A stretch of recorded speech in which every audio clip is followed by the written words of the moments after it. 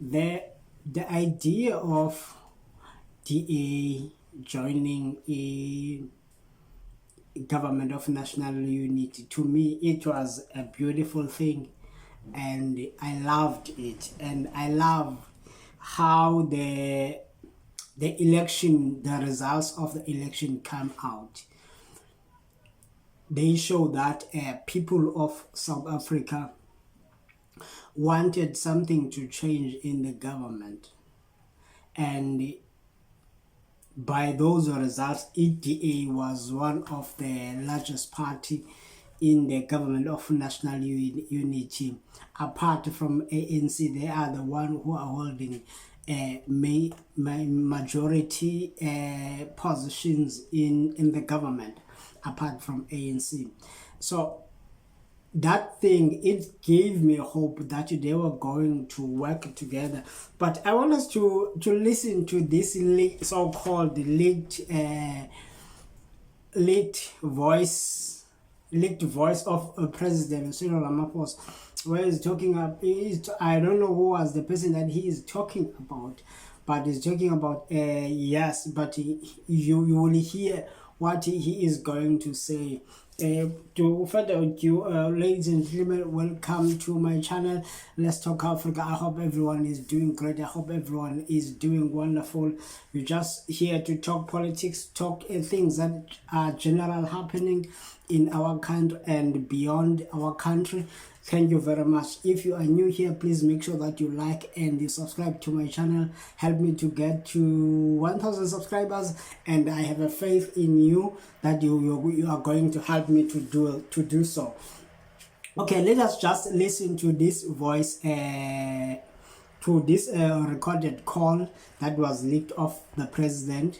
I'm not sure, it is not an AI or something, because in our days there are AIs, like AI can clone my voice and then you will think that it is me, but you find out that it is not me. Yeah, so these are the things that are happening. Let us listen to the voice call, then we're gonna come back and comment on it. Yes, thank you very much. Sometimes I often say that you must not interrupt your adversary whilst they're making a mistake. The DA have locked themselves into an unenviable position, and they can now see that they put themselves into a cul-de-sac. It is a most unpleasant position that they've locked themselves into. This evening, John Steenhuisen made contact with me and said, "Where do we go now?" And I said, "John, the ball is entirely in your court." And he asked, "Does the ANC say we should leave the GNU?" I said, "The ball is in your court. You have put yourself in this position. So you need to work your way out. You took a decision in the committee. That was the choice you made." And he tried to argue that the position that was adopted is no different from the position that they had put up in either cabinet or outside. And I said, the reason why the ANC, through our chief whip, embarked on a process of consulting all parties, as we did when we formed the GNU, was to show leadership. We are the ones, whether you like it or not, who are leading this GNU. And we therefore have a responsibility to demonstrate that leadership. Even under difficult circumstances or situations, we will continue to do so. And that is why our chief whip and the various comrades of his other colleagues embark on this process of consulting with all parties. And I said to him, you as a party, of course, of the GNU, you were singular in saying you will oppose this budget, and you added insult upon insult towards the ANC and called the ANC all manner of names. And I said, what seems to please you is that you want to be in government and you also want to be the opposition in government. And I said, you can't have your cake and eat it. So I said, you've already optically given us a clear indication of where you stand in the committee. Now you need to take a decision about tomorrow. And that will define exactly where you stand. So the approach we should take is a tactical one. And of course, in the end, I think this may well be the point where, as the DP says, yes, the end of their participation, because they are defining themselves out of the GNU, and it will be clear tomorrow what decision they take. And obviously, I even said to him, you said, if we work with other parties, that's the end of the GNU. And I said, well, maybe you will live up to that yourself, because that's exactly what you have wished for. And I said, the Action SA and the other parties took a much more cooperative and practical type of disposition. And you came with a document. And of course, so you all know, and we'll cover this on Thursday, there have been discussions that have been going on the various other issues that they have raised, which are now going to fall flat. So I was just saying that is the general approach, but in the end, they have put themselves in a difficult position, and therefore tomorrow it's their choice. And that choice is going to have consequences. And I think rather than us now, and that's what I was trying to call you about, DP. Yeah, what the president said. And I also want the last video that I want us to watch is this video of John Steinhazel, where he's claiming that the reason why the stock market collapsed, it is because of the DA was about to move out from government.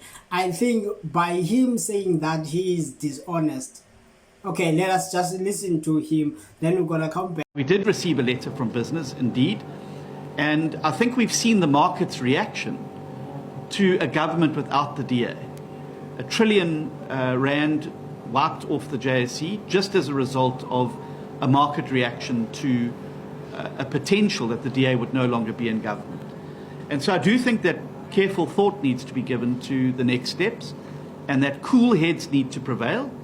And I think that we need to sit down rationally and try and find a way through this. But that can only happen if there is a genuine commitment to power sharing. And I think that is very important. Okay, as I was saying that I love the idea of DA joining government, because my hope was that there is a lot of corruption in the government of ANC. My hope was that DA is there to safeguard the,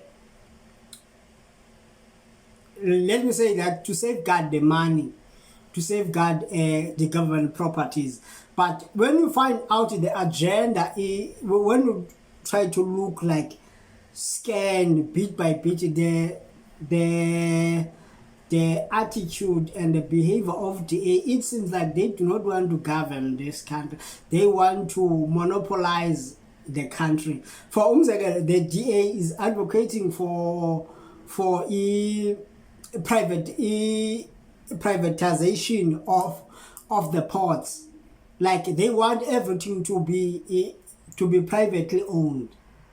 You see, if like our ports are privately owned, and like many things that are under the hand of government now are privately owned, especially in the Western Cape, and then you find out that okay, EDA and the Western Cape independence.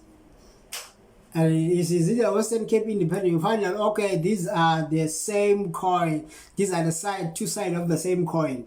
Though they claiming that they are not speaking the same language, but you find out in their sign, okay, this one, they want to privatize the ports. And if you remember,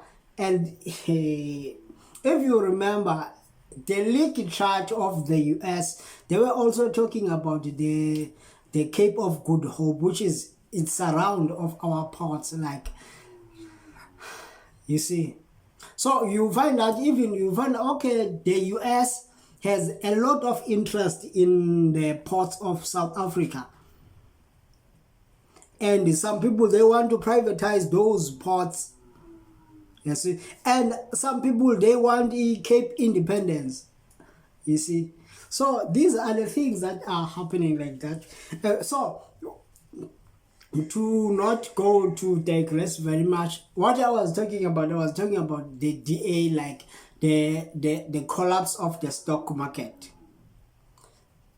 The reason why the stock market collapsed, it is not because of the DA wanted to move out of the government, or there were signs of the DA is going to move out. The ANC is been in the government for 30 years now. The stock market did not tank. The stock market did not lose its value. What is happening in the stock market is not because of the DA was threatening to move out. It was a global phenomenon. Something happened to everyone, because it is caused. If you look at our Johannesburg Stock Exchange market, it is highly influenced by the global market. Whatever that is happening global, the stock market of Johannesburg Stock Exchange will react accordingly. You see that Nasdaq went down, S&P 500 went down, and many Johannesburg top 40 went down. Everyone went down.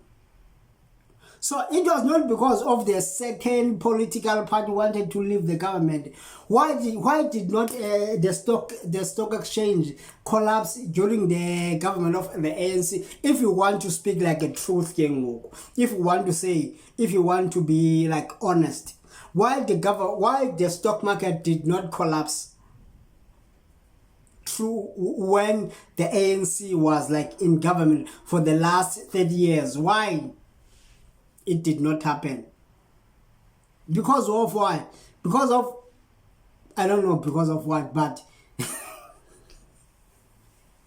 because there was the stock market was like thriving in South Africa.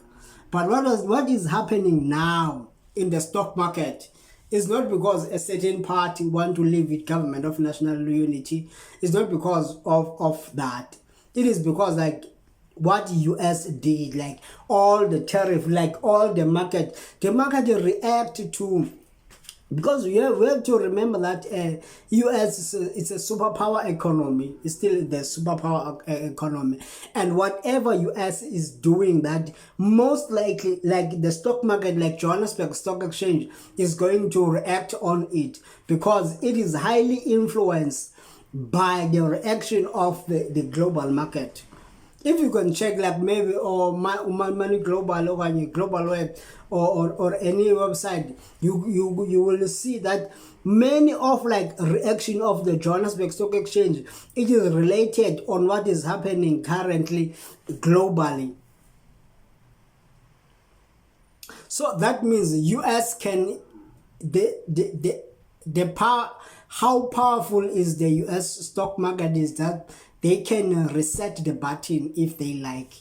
They can collapse the entire market. They can cause a recession if they want it. Because that is the way that I am looking at it.